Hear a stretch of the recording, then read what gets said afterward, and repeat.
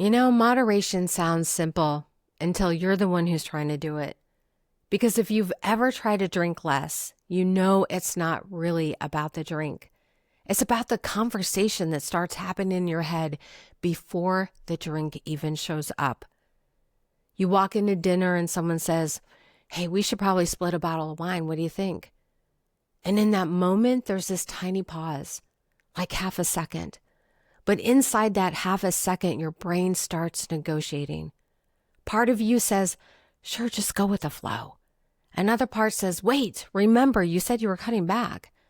And then another voice jumps in and says something like, "Oh, well, one glass won't hurt." And just like that, before the appetizers even arrive, you've already had 3 internal negotiations. That's what we're talking about today. Welcome to Beyond the Gray, the podcast about gray area drinking and how it impacts your health, relationships, purpose, and faith. This is where we have real conversations about the topics successful men over 50 don't usually talk about out loud. If you've built a great life but keep asking, "Is this it?" you're not alone. When alcohol becomes your go-to off switch and your marriage, health, or purpose feel disconnected, you're in the right place. I'm your host, Kari, and this, my friend, is where the gray ends.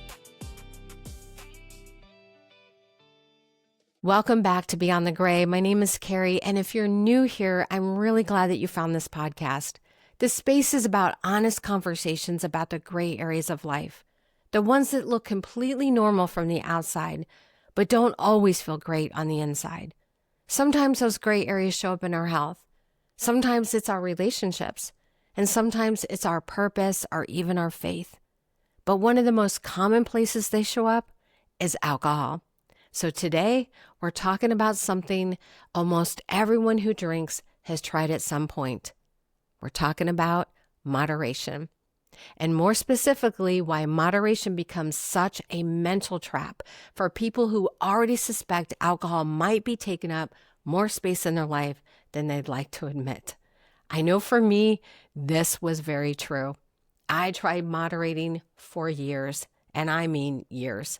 I tried the 2-drink rule. I tried the only on the weekends rule. I tried the wine only rule. And at one point, I convinced myself that wine was somehow different, like it lived in a separate category, which looking back is kind of funny because at the time it felt completely logical. Maybe you've done something like that too. You create a rule that feels reasonable, it feels responsible, it feels controlled, but somehow those rules keep shifting. Why? Because you want it. Because we have justifications for it. And that's what moderation actually turns into. It's this weird mental spreadsheet that's running in the background of our head. You sit down at dinner and suddenly your brain starts calculating. Okay, I'll just have 1 glass. So technically, I could probably have another. But if I have another, I probably shouldn't drink tomorrow. But tomorrow's a networking dinner. But maybe I'll work out, and then this way it'll take up the damage that I'm going to do, or it'll balance it out. It'll take out the calories that I'm going to have with the alcohol, and then I can just work out harder in the morning. Do you see where this goes? It's like running this tiny accounting firm inside your head. And the crazy part is from the outside, everything looks normal. You're just sitting there with a drink. But internally, your brain is doing tax accounting. I mean, it's hilarious when you think about it. And I don't know about you, but that's not moderation, my friend. That's management, and it's exhausting. Now, here's the interesting part. There's actually science behind why this feels so draining. Researchers talk about something called decision fatigue. The idea is pretty simple. The more decisions you make throughout the day, the worse your decision-making becomes later on. And I want you to think about your average day. You're probably making decisions all day long from the time you wake up. Then you got the work decisions and the financial decisions and the leadership decisions and the family decisions and the health decisions. So by the time your evening rolls around, your brain has already spent an enormous amount of energy making choices. So when you sit down at dinner and you ask yourself, should I drink tonight? You're asking a tired brain to make another disciplined decision. And that's the exact moment that moderation usually falls apart. It's not because you're weak. It's not because something's wrong with you, but because you're trying to exercise discipline at the exact moment your brain is most exhausted. I mean, think about that. No wonder you say yes to the drink and no to your commitment that you were going to moderate, and then you fall through, right? So let me paint a picture that might feel familiar to you. You're out to dinner with friends. Everyone's relaxed. Everyone's chilling and conversation is flowing.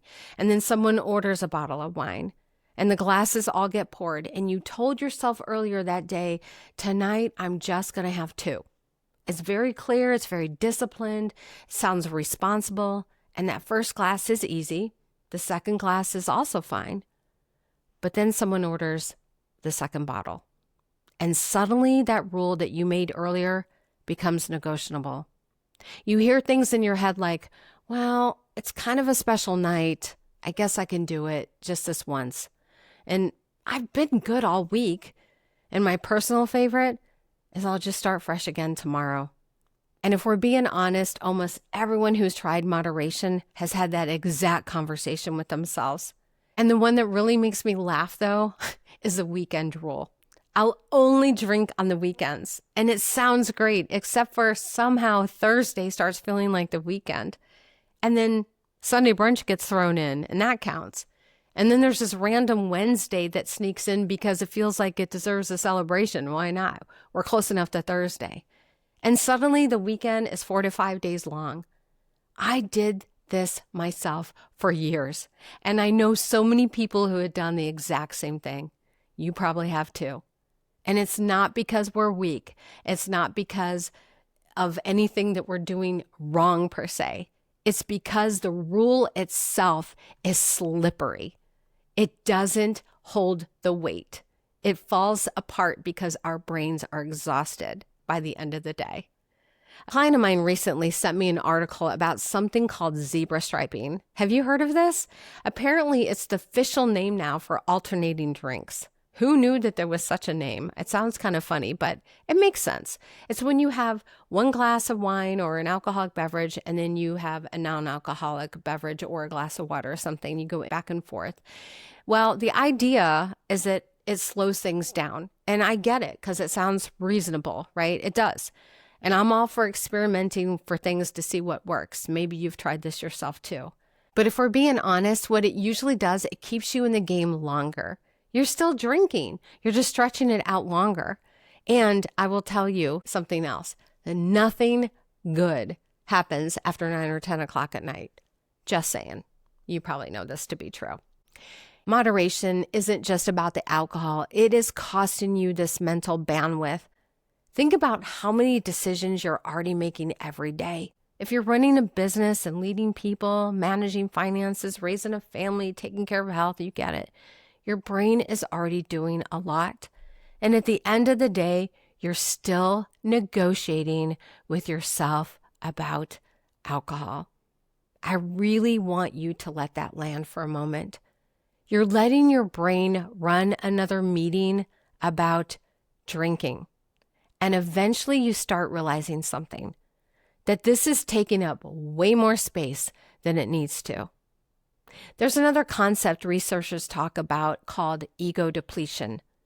The idea is that self-control works a little bit like a battery.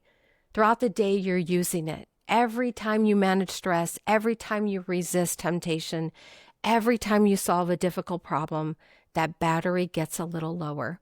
So by the time evening arrives, you've already asked yourself to stick to a rule like, I'm only having 2 drinks tonight.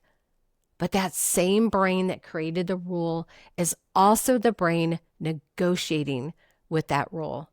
And when that battery is low, that negotiation almost always goes in one direction.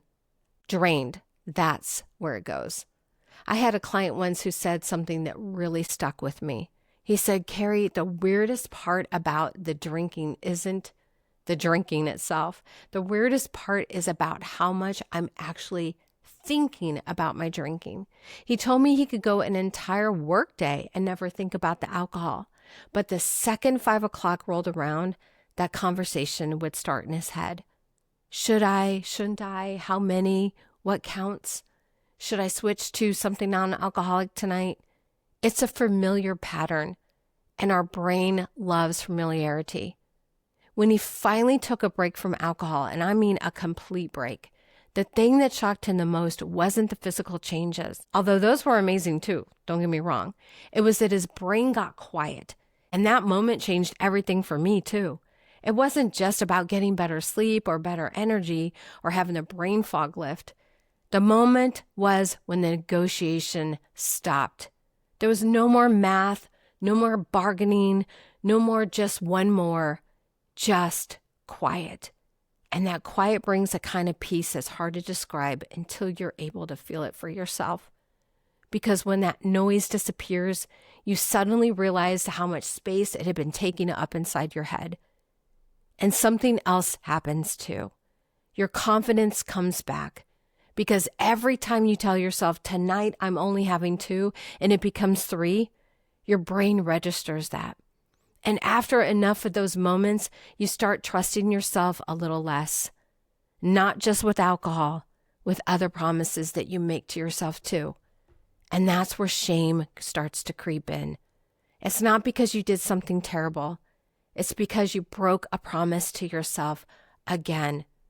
And when people remove alcohol for a while, one of the first things that returns is self-trust.